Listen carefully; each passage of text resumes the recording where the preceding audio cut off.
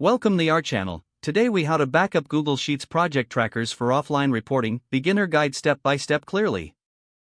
Open your Google Sheets project tracker that you wish to backup.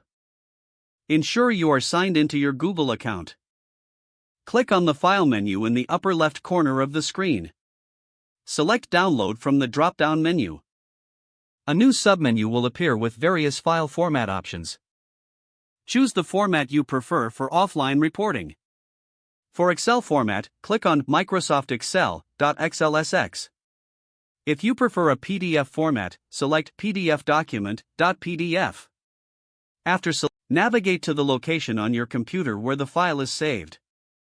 For Excel files, you can open them using Microsoft Excel or equivalent software. For PDF files, open them with any PDF viewer. Ensure the downloaded file reflects the most recent changes in your Google Sheets. To verify, open the downloaded file and review the data. If needed, repeat this process periodically to keep your backup updated. Consider organizing your backup files in designated folders for easy access. This method ensures you have a reliable offline copy of your project tracker. If the page does not load, refresh the browser or try again in a private or incognito window. Make sure you are using the correct email address, then retype it carefully to avoid small typos.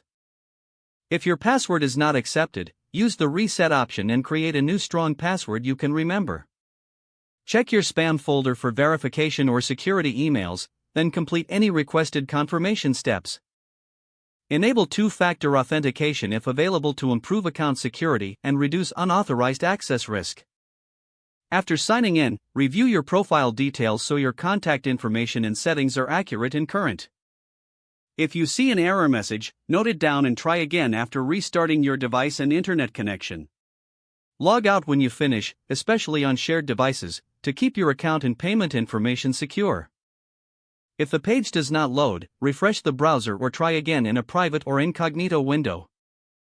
Make sure you are using the correct email address, then retype it carefully to avoid small typos. If your password is not accepted, use the reset option and create a new strong password you can remember. Check your spam folder for verification or security emails, then complete any requested confirmation steps. Enable two-factor authentication if available to improve account security and reduce. Don't forget to like this video and subscribe to our channel for more step-by-step tech guides.